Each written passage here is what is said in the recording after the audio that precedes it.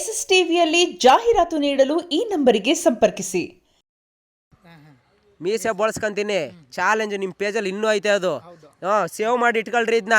But 2,000 ಕೋಟಿ ಮಾಡಿದ್ಮೇಲೆ ಅವ್ನು ಯಾವ ಟಾಕ್ಸಿಕ್ ಬಗ್ಗೆ ನೆಗೆಟಿವ್ ಮಾತಾಡಿದ್ದ, ಯಾರ್ಯಾರು ಅದು ಮಾಡಿಬಿಡ್ತೀನಿ, ಸ್ಟಾಪ್ ಮಾಡಿಬಿಡ್ತೀನಿ, ತಡೆ ಹಿಡಿದು ಬಿಡ್ತೀನಿ ಅಂತ ಹಾರಾಡ್ತಾ ಇದ್ರಿ, ದಯವಿಟ್ಟು ಕಾಣಿಸ್ಕೋಬೇಡ್ರಿ ಸೋಷಿಯಲ್ ಮೀಡಿಯಾದಲ್ಲಿ. ಸರ್ ಇನ್ನೊಂದು ಬ್ರದರ್, ಯಾಕಂದರೆ ಕೇವಲ ಯಶ್ ಅವ್ರ ಅಭಿಮಾನಿ ಅಂತಲ್ಲ ಸಪೋರ್ಟ್ ಮಾಡ್ತಿರೋದು, ಇಡೀ ನಮ್ಮ ಕನ್ನಡ ಚಿತ್ರರಂಗದಲ್ಲಿ ಇರುವಂಥ ನಟರು ಅಭಿಮಾನಿಗಳೆಲ್ಲ ಸಪೋರ್ಟ್ ಮಾಡ್ತಿದ್ರಿ ಈ ಟಾಕ್ಸಿಕ್ ವಿಚಾರಕ್ಕೆ ಬಂದಾಗ. ನೀವೊಬ್ರು ಡಿ ಬಾಸ್ ಅಭಿಮಾನಿ ಅಂತ ಹೇಳ್ತಿದ್ರಿ, ನಿಮಗೆ ಎಷ್ಟು ಖುಷಿ ಆಯಿತು ಟಾಕ್ಸಿಕ್ ಟೀಸರ್ ನೋಡಿದಾಗ?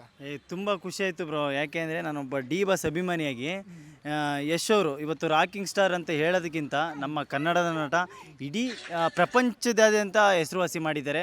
ತುಂಬ ಖುಷಿ ಆಯಿತು. ಯಾಕೆ ಟಾಕ್ಸಿಕ್ ಟೀಸರ್ ನೋಡಿ ಗೂಗ್ಲಿ ಮೂವಿಲಿ ಒಂದು ಮಾತು ಹೇಳಿದರು, ನಾನೊಂದು ರೇಂಜಿಗೆ ಬ್ಯಾಟ್ಸ್ಮನ್ನು ಅಂತ. ಬಟ್ ಟಾಕ್ಸಿಕಲ್ಲಿ ಈ ಲೆವೆಲಿಗೆ ಬ್ಯಾಟ್ಸ್ಮನ್ನು ಅಂತ ದೇವರಣೆ ಗೊತ್ತಿರಲಿಲ್ಲ. ಯಾಕೆಂದರೆ ತುಂಬ ಖುಷಿಯಾಗುತ್ತೆ. ನೀವು ಒಪ್ಕೊಳ್ಳೇಬೇಕು, ನಿಜವಾದ ಒಳ್ಳೆ ಓಪನಿಂಗ್ ಬ್ಯಾಟ್ಸ್ಮನ್ ಅಂದರೆ ಅದು ರಾಕಿ ಬಾಯ್ನೇ. ಓಕೆನಾ?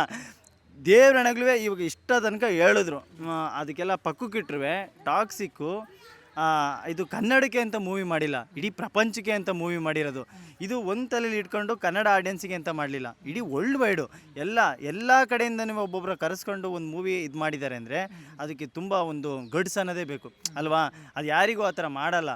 ಯಾಕೆಂದರೆ ಎಲ್ಲ ಆರ್ಟಿಸ್ಟ್ನೂ ಸೇರಿಕೊಂಡು ಒಂದು ಕಡೆ ಸೇರಿಸಿ ಅದು ಮಾಡೋದಿದೆಯಲ್ಲ, ಅದು ನಿಜವಾಗ್ಲೂ ಅದು ಗುಂಡಿಗೆ ಬೇಕು. ಆ ಖುಷಿ ಆಯಿತು. ಖುಷಿ ಅನ್ನೋಕ್ಕಿಂತ ಕ್ಯೂರಿಯಾಸಿಟಿ, ಬರೀ ಮೇಲ್ಮೇಲೆ ನಾವು ಆ ಥರ ನೋಡಿದ್ದೀವಿ, ಇನ್ನು ಒಳಗಡೆ ಹೋದರೆ ಇನ್ನು ಯಾವ ಥರ ಇದೆ ಅಂತ ಅಲ್ವಾ?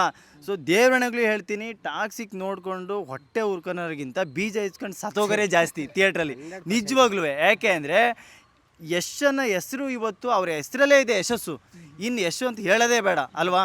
ಯಾಕೆ ಅಂದರೆ ಅವ್ರು ಆಲ್ರೆಡಿ ನದಿ ಕೆರೆ ಈ ಸಮುದ್ರನೇ ದಾಟಿ ಹೋಗಿದ್ದಾರೆ, ಆ ಲೆವೆಲಿಗೆ ಹೋಗಿದ್ದಾರೆ. ಅಂದರೆ ಗಡಿ ದಾಟಿ ಹೋಗಿರುವಾಗ ಇನ್ನು ಹೊಡೆಯಲ್ವ ಅವರು? ನೆಕ್ಸ್ಟ್ ಲೆವೆಲಲ್ಲೇ ಹೊಡಿತಾರೆ. ಏನು ಹೇಳಿದ್ದಾರೆ, 2,000ಗಿಂತ ಜಾಸ್ತಿನೇ ಮಾಡುತ್ತೆ. ನೋಡಿ 3 ಶೇಡಲ್ಲಿ ಬಂದಿದ್ದಾರೆ ಅಂದರೆ 3 ಜನ್ರೇಷನ್ನು ನೆನಪಲ್ಲಿ ಇಟ್ಕೋಬೇಕು ಅಂಥ ಮೂವಿನೇ ಕೊಟ್ಟಿರೋದು ಯಶ್ ಅವರು. ಅದು ನಮ್ಮ ಕನ್ನಡದವರು ಅಂತ ಹೇಳೋದಕ್ಕೆ ಹೆಮ್ಮೆ ಆಗುತ್ತೆ ನಿಜವಾಗ್ಲೂ. ಓಕೆನಾ? ಇಂಥ ಮೂವಿಗಳು ಬರಬೇಕು. ನಮ್ಮ ಕನ್ನಡದ ಬಗ್ಗೆ ಯಾವನೋ ಒಬ್ಬ ಬೆಟ್ಟು ತೋರಿಸಿ ಮಾತಾಡಿದ್ರು ಅವ್ರಿಗೆ ಹಿಂದ್ಗಡೆ ಬೆಟ್ಟು ಇಟ್ಕೊಳ್ಳಂಗೆ ನಮ್ಮ ಯಶ್ ಅವರು ಕೊಟ್ಟಿದ್ದಾರೆ. ನಿಜವಾಗ್ಲೂ ಅವರು ಇಂಥ ಮೂವಿ ಬರಬೇಕು. 3 ವರ್ಷಕ್ಕೆ ಒಂದು ಮೂವಿ ಬರೋದು ಅಂತ ಮಾತಾಡ್ತಾರಲ್ಲ, ಈ 3 ವರ್ಷಕ್ಕೆ ಒಂದು ಮೂವಿ ಬರೋದು 300 ವರ್ಷಕ್ಕೆ ನೆನಪು ಇಟ್ಕೊಳ್ಬೇಕು.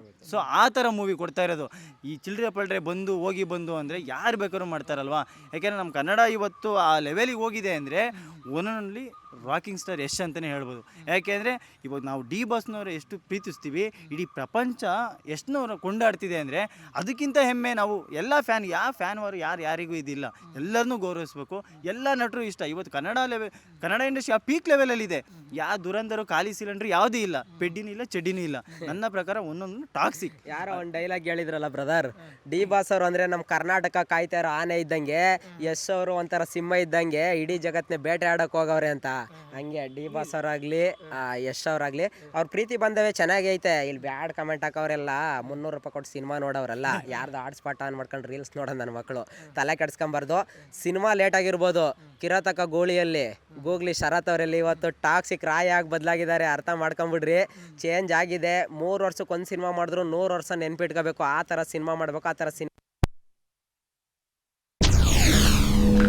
ಎಸ್ಎಸ್ ಟಿವಿ ಸಿನಿಮಾ ಜಗತ್ತಿನ ಕ್ಷಣ ಕ್ಷಣದ ಸುದ್ದಿಯೊಂದಿಗೆ.